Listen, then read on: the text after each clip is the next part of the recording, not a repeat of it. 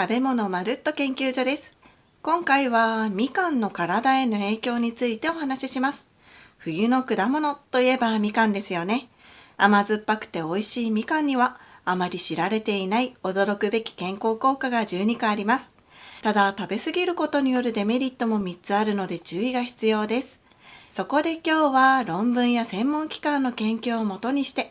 みかんで得られる健康効果、食べ過ぎることによるデメリット、1日の摂取目安量を看護師の視点で解説します。それではみかんの健康効果からいってみましょう。みかんの健康効果1つ目はがんの予防です。みかんに含まれるベータクリプトキサンチンはがんを抑制する遺伝子を活性化させたり、がんの原因になる過剰な活性酸素を抑えてくれます。このベータクリプトキサンチンの含有量はなんとオレンジの数十倍です。またみかんに含まれるヘスペリジンというポリフェノールにもがんの原因になる過剰な活性酸素の発生を抑える抗酸化作用があります。農研機構の研究者の論文でもみかんに多く含まれるベータクリプトキサンチンは肺がんや前立腺がん、乳がん、子宮がんの予防に関連する可能性があると発表しています。また国立がん研究センターの動物実験でもベータクリプトキサンチンとヘスペリジンを多く含むジュースは体内の解毒酵素を誘導して大腸がんを抑制することが判明したと結果が出ています。みかんの健康効果2つ目は免疫力アップです。みかんには免疫力を高めるビタミン C が 100g 中 32mg 含まれています。ビタミン C は血液中の白血球の働きを高めることで体内に侵入してきた細菌やウイルスを撃退します。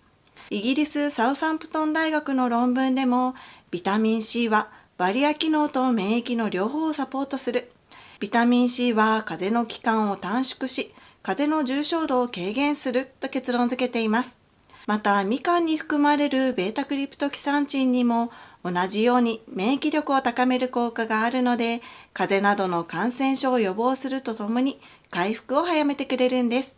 愛媛大学の論文でもみかんの特徴的な成分であるベータクリプトキサンチンには免疫力を高める効果があると発表しています。みかんの健康効果3つ目は肝臓の保護です。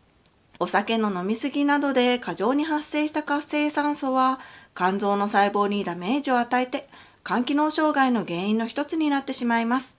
みかんに含まれるベータクリプトキサンチンはこの過剰な活性酸素を抑える効果が期待できます。農研機構の研究でも毎日およそ2個から3個以上のみかんを食べている人はアルコール性肝機能障害の指標の一つであるガンマ GTP 値が低い。またみかんにはベータクリプトキサンチンに加え食物繊維などが含まれているためみかんの摂取が正常な肝機能を維持するのに有効であると結果が出ています。みかんの健康効果4つ目は高血圧の予防です。みかんに含まれるカリウムは体内の余分なナトリウムを排出することで血圧を下げる効果が期待できます。またみかんの薄皮についている白い筋にはヘスペリジンというポリフェノールが含まれていますが、このヘスペリジンには血流を改善する作用があります。血の流れが良くなることで血管にかかる負担も減り、結果的に血圧を下げることにつながるんですね。スペイン・ロベライ・ビルギリ大学の研究でもヘスペリジンを持続的に摂取すると血圧が低下したと結果が出ています。みかんの健康効果5つ目は動脈硬化予防です。みかんには動脈硬化の予防が期待できる成分が豊富に含まれています。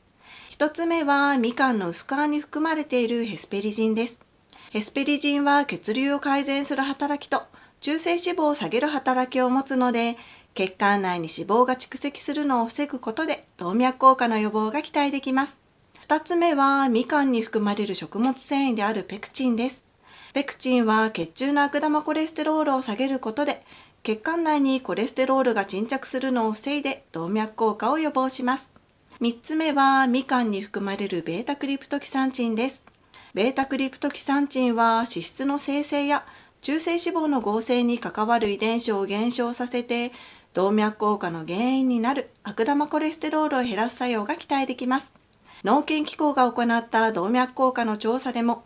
ベータクリプトキサンチンレベルが高い人は低い人に比べて動脈硬化の進行リスクが2分の1程度であることが明らかになった。ベータクリプトキサンチンを豊富に含むみかんの摂取は動脈硬化の予防に有効である可能性があると発表しています。みかんの健康効果6つ目は骨粗しょう症予防です。加齢による骨密度が低下し、骨が弱く脆くなる骨粗しょう症ですが、閉経後の女性に多いという特徴もあります。そんな骨粗しょう症をみかんで予防できる可能性があります。みかんに含まれるベータクリプトキサンチンは骨組織のカルシウム量を増やして骨密度を高くする効果が期待できます。またみかんに含まれるビタミン C は骨の形成に重要なコラーゲンの合成に役立つので、合わせて骨粗しょう症を予防できる可能性があります。脳筋機構が行った閉経女性を対象にした調査でも、ベータクリプトキサンチンの血中濃度が高い人ほど骨密度が高く、また骨密度が低下するリスクが優位に低かった。またみかんを多く摂取しているグループでは同様のリスク低下が見られたと結果が出ています。さらにこれらのリスク低下にはビタミン C の摂取量の関与も大きいと結論付けています。みかんの健康効果7つ目は冷え症改善です。血液の流れが悪くなると手足の先まで血が行き届かなくなってしまって体の冷えが生じてしまいます。みかんに含まれるヘスペリジンは毛細血管を広げて血流を改善する作用があるので、体の隅々まで熱を届けることができます。江崎グリコ株式会社の研究でも吸収性を向上させたヘスペリジンを冷え性の女性に摂取させたところ、末梢の血流量が増えて皮膚の表面温度が回復した。継続的に摂取することで効果が維持され、冷え性を緩和する可能性があると結果を出しています。みかんの健康効果8つ目は疲労回復です。みかんには疲労回復に役立つクエン酸が 100g あたり 1g 含まれています。クエン酸は体がエネルギーを作るプロセスを活性化するので、エネルギーが増えることで疲れにくい体を作ることができます。また、クエン酸には血流改善効果もあるので、疲労物質が排出されやすくなる効果も期待できます。金沢大学で行われた研究でも、クエン酸を摂ると運動後の疲労回復が明らかに促進されると確認されています。そして他にもみかんに含まれるビタミン C は疲れた筋肉を修復する作用があって、筋肉のだるさや痛みを軽減してくれます。さらにビタミン C には疲労の原因になる活性酸素の発生を抑える効果も期待できるので、様々な効果が合わさって疲労回復ができるんですね。みかんの健康効果9つ目はストレス軽減です。みかんに含まれるビタミン C はストレスに対抗するホルモンであるコルチゾールの生成を促してストレスへの抵抗力を高めてくれます。慶應義塾大学の研究者の論文でもビタミン C 摂取が精神疾患の予防に貢献できる可能性を見出したとしています。またみかんに含まれるベータクリプトキサンチンは精神疲労を緩和する効果があることが分かってきています。静岡県立大学の論文でもみかんに含まれるベータクリプトキサンチンの摂取がストレスの軽減に役立つと結論を出しています。みかんの健康効果10個目は花粉症の予防です。みかんに含まれるヘスペリジンを摂取すると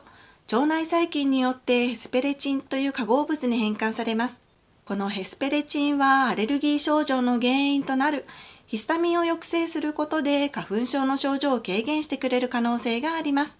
高崎健康福祉大学などの研究者が花粉症患者を対象にした試験でも、ヘスペリジンを多く含むみかんのパウダーはスギ花粉によるヒスタミンを抑制したと結果が出ています。みかんの健康効果11個目は便秘解消です。みかんに含まれるペクチンは水に溶けやすい水溶性食物繊維なので、腸内で水分量を調整して便秘を改善したり、善玉菌の餌となって腸内環境を整える働きを持ちます。イギリスキングスカレッジロンドンの論文でも、ペクチンは便の頻度を優位に増加させることが示されたと結果が出ています。みかんの健康効果12個目はアンチエイジングです。ストレスや紫外線、食生活の乱れなどで体内に余分に発生した活性酸素は細胞や組織にダメージを与えて老化を促進してしまいます。みかんに含まれるベータクリプトキサンチンはそんな体内の活性酸素を除去、働きを抑えてくれるので、アンチエイジング効果が期待できます。静岡県立大学の論文でも、みかんとベータクリプトキサンチンを摂取したマウスは、生後12ヶ月の生存率が高かった。この結果は、ベータクリプトキサンチンが脳に取り込まれ、重要な抗酸化作用とアンチエイジング効果があることを示唆していると発表しています。このようにみかんには様々な健康効果がありますが、食べ過ぎには注意が必要です。そんなみかんを食べ過ぎた場合のデメリットをお話しします。みかんを食べ過ぎるデメリット一つ目は肌が黄色くなるです。みかんを食べ過ぎると手足が黄色くなる乾皮症になる可能性があります。みかんに含まれるベータクリプトキサンチンを過剰に摂取すると、余った分が皮膚の表面に近い部分にある脂肪に溶け込んで肌が黄色く見えてしまうんです。ただ手足が黄色くなるだけで他に悪影響はないので、必要以上に心配する必要はありません。みかんの摂取量が減れば皮膚の色も元に戻ります。みかんを食べ過ぎるデメリット2つ目は胃腸の不調です。みかんには食物繊維が含まれます。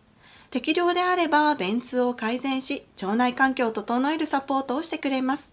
ただ食べ過ぎると下痢や便秘を引き起こす可能性があります。水分量も多いので、一度に大量に食べるとお腹を壊しやすくなるので注意が必要です。